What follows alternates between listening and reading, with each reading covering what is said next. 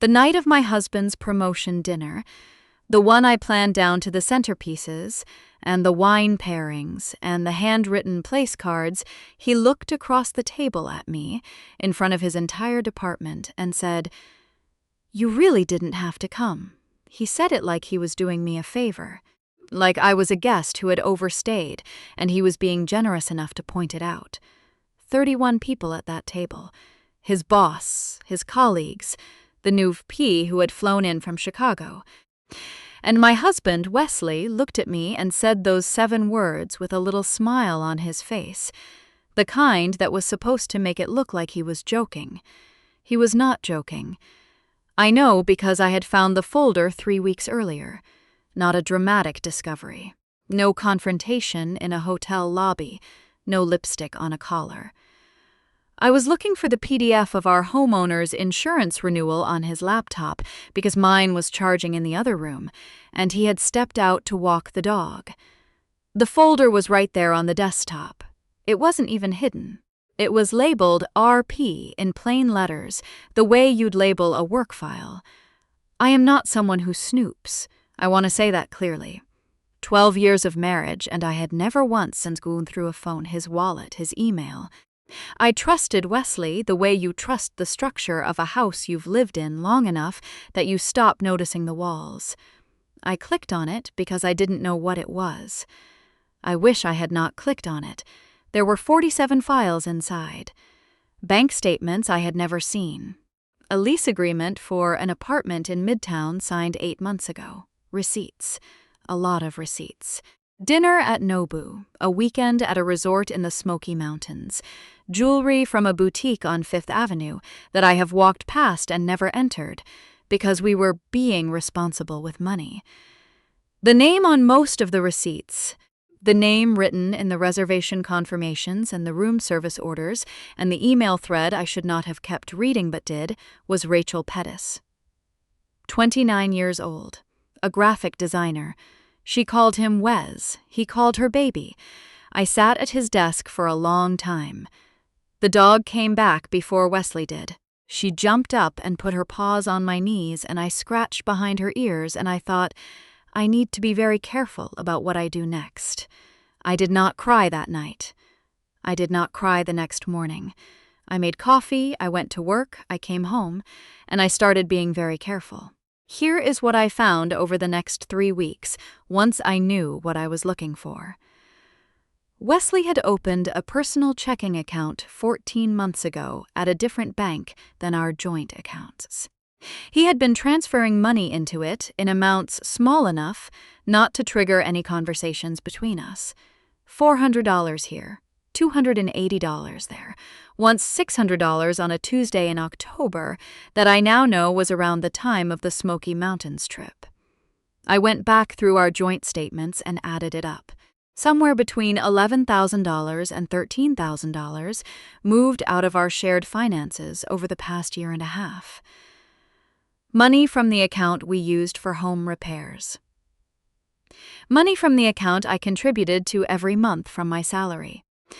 He had also put $4,200 on a credit card I didn't know existed. A card in his name only that had been generating paper statements he was apparently intercepting from the mail before I saw them. I found this out because I requested a full credit report for both of us. Something I had every right to do since we'd been talking about refinancing, and there it was. I printed everything. I organized it by date. I put it in a manila folder in my work bag, which Wesley never touched. I did not say a word. The promotion dinner was his idea, and I had offered to help because that is what I do. I am good at this. I know how to call a restaurant and negotiate a private dining room. I know how to coordinate with the event planner at the hotel. I know how to manage a guest list and dietary restrictions and follow up 3 times to make sure the audiovisual setup will actually work on the night. Wesley's boss, a man named Gerald who had known us since the early years of our marriage, had told Wesley he was lucky to have me. Wesley had nodded and said, "She's great at this stuff." Stuff, he said, stuff. I secured the private dining room at a restaurant in downtown Atlanta. 12 top for his inner team, with 2 additional tables for the broader department. I arranged the menu. I handled the deposit, went $800 up front, and the catering coordinator had my cell number for any changes. The florist I'd used for our anniversary 2 years ago did the arrangements. I had spoken to her on the phone twice and confirmed the delivery window. The week before the dinner, I also made a few other phone calls. I called an attorney. Not to file anything yet, just to understand what I was looking at. She was calm and precise, and she used words like dissipation of marital assets and discovery and forensic accounting with the same tone you'd use to describe a grocery list. She told me to keep documenting. She told me to open my own account at a separate institution. She told me not to move anything, not to confront anyone, not to do anything that would compromise my position. I liked her very much. I opened an account the next day. The night of the dinner, I got dressed carefully. Navy dress, the one Wesley had always said looked good on me. I curled my hair. I drove myself because Wesley had gone ahead early to meet Gerald and a few others for drinks, which he'd mentioned casually on his way out, the way you mention the weather. The restaurant was beautiful. Warm light, round tables with ivory linens, the flower arrangements exactly as I'd described. I arrived just before the guests and made sure everything was in order. I said hello to Gerald and his wife. I introduced myself to the VP from Chicago, a woman named Patricia, who shook my hand firmly and said she'd heard wonderful things. I smiled. I meant it, actually. The room looked the way I wanted it to look. Wesley arrived 15 minutes later. He came in through the side entrance with 2 of his colleagues, already laughing at something, jacket open, the way he carries himself when he's comfortable and certain of the room. He spotted me near the bar and something crossed his face. Something fast, something I would not have noticed a month ago. He came over, touched my arm briefly, and said, "You're here early." "I set this up," I said. "Right," he said. Of course. Dinner was served. The food was excellent. I sat near the end of the second table because the seating arrangement Wesley had given me at the last minute had shifted things, and I'd accommodated it. Gerald made a speech about Wesley's leadership and his vision and the growth of the department over the past 3 years. People clapped. Wesley stood and thanked everyone. He thanked Gerald. He thanked Patricia. He thanked his team by name. 4 people by name. He did not mention me. I took a sip of my water. Gerald's wife, Paulette, leaned over and whispered, "He should have thanked you. You did all of this." She gestured at the room. I smiled at her and said, "It was nothing." She looked at me like she knew it wasn't nothing. It was after the main course, when the conversation had loosened up and people were leaning back in their chairs and the wine was at that comfortable level, that Wesley came over to my end of the table. He crouched down next to my chair, which should have looked affectionate. I am sure it looked affectionate from across the room. He said quietly, "You don't need to stay for dessert. I know you have an early morning." I looked at him. "I'm fine," I said. "Really?" he said. And he smiled and he tilted his head slightly, and I recognized it. The management of me, the redirection, the thing he had been doing for months that I had mistaken for consideration. "It's mostly going to be work talk from here. You'd be bored." "Wesley," I said, "I organized this dinner." "I know," he said. "And it's great. You can go." He stood up and went back to his side of the room. I sat there for a moment. Paulette was looking at her plate. Patricia from Chicago had turned to speak to someone else. The room moved around me the way rooms do, when you have just been told, in front of everyone and no one, that you don't belong in the thing you built. I picked up my phone. I opened my email and found the confirmation thread with the restaurant's event coordinator, a woman named Tricia who had been professional and responsive throughout the entire process. I hit reply. I typed, "Hi Tricia, I need to cancel the remaining balance authorization for tonight's event. The credit card on file is mine, and I'm withdrawing authorization for any further charges. Please process a refund for the unused portion of the deposit. Thank you. Then I found the florist's number in my contacts. I texted her. Hi, this is regarding the corporate account for tonight's event at the restaurant. Please remove the standing order for the post-event arrangement delivery tomorrow. I'll be in touch about future bookings separately. I put my phone in my bag. I went to find Paulette, and I told her the food had been wonderful, and I was so glad she and Gerald could be there. I shook Patricia's hand again and told her it was a pleasure.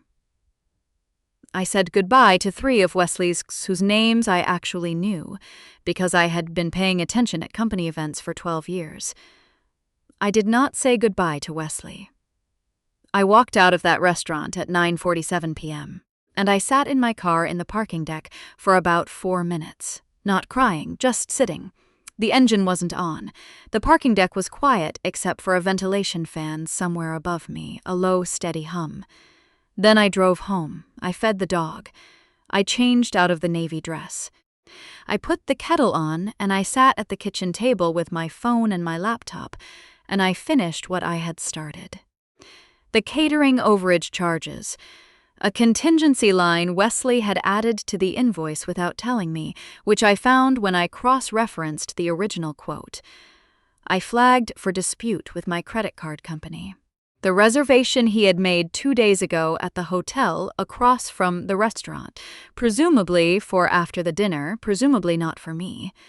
I had found it in a confirmation email that had come through on the shared family calendar we'd never bothered to separate. I didn't cancel it. I flagged it. I screenshotted it. I saved it to the folder. My attorney had told me, document, don't destroy, so I documented. Wesley came home at 12:30 in the morning. I know because I was awake, not waiting, just awake. He came into the kitchen and stopped when he saw the light on. "You're up," he said. "Yes," I said. He opened the refrigerator and stood there for a moment looking into it. He said, "The dinner went well. Gerald was happy." "Good," I said. "The coordinator called me," he said there was some issue with the payment authorization." "I know," I said. He turned around then. He looked at me across the kitchen the way you look at something that has changed shape while you weren't watching. "What does that mean?" he said. "It means I canceled the authorization," I said. "My card, my authorization. I withdrew it, Celeste." He said my name the way he said it when he thought I was overreacting to something. Low and patient like I was a child who needed to be walked back from a ledge. "What are you doing?" I pushed the folder across the table. Not dramatically. I just slid it toward him the way you'd pass someone the salt. He looked at it. He looked at me. He picked it up. I watched him go through it. The bank statements first. I saw his jaw move. Then the lease. Then the receipts. He went through it slower than I expected, which told me he was trying to figure out what I had and what I didn't have, which told me everything I needed to know about how long he'd been running the math on this possibility. "I can explain," he started. "I know you can," I said. "I've spoken to an attorney. You can explain to yours." He put the folder down. "Celeste, let's not. We don't have to make this into something." "Wesley," I said. "You told me to leave. At a dinner I planned, at a table I set, in a room I booked with money from our joint account. You told me to go home." He was quiet. "So I went home," I said, "and I took care of some things." The dog wandered in from the living room and went straight to me the way she always does and curled up at my feet under the table. Wesley watched this. I don't know why that particular moment seemed to land the way it did, but something in his face changed. Not remorse. More like the recognition that a thing had already happened, and he had missed the moment when it might have gone differently. "I need you to leave tonight," I said. "I need you to go somewhere else. You can come back for your things this weekend when I'm not here. My attorney will be in touch with yours by the end of the week."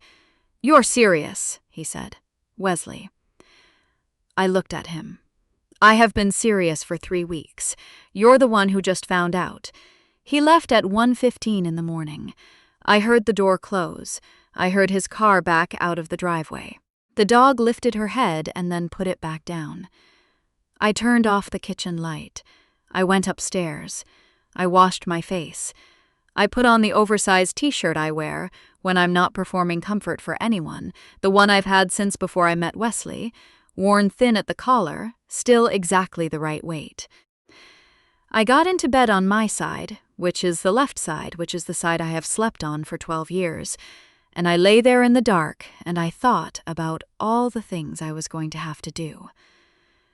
The conversations with the refinance coordinator, the call to my mother, which would be hard, the call to my sister, which would be easier, the process of untangling 12 years of shared accounts and shared habits, and a dog who didn't understand what had changed but knew something had. I thought about Paulette whispering, "He should have thanked you." I thought about the way Wesley had crouched down by my chair with that particular smile, the managing smile, and said, "You can go." And I thought about the fact that I had gone, and I had taken everything with me. The attorney called me the next morning at 8:45. I was already dressed. I had already walked the dog and made coffee and written down 3 questions I wanted to ask her. She said, "How are you holding up?" I said, "I'm okay. I have questions." She laughed, not unkindly. She said, "Good. Let's go through them." Outside the kitchen window, the oak tree at the back of the yard was doing the thing it does in late spring, the new growth so bright it almost looks artificial, that specific green that lasts only about 2 weeks before it deepens into summer. I pulled my notepad toward me, and I started with the first question.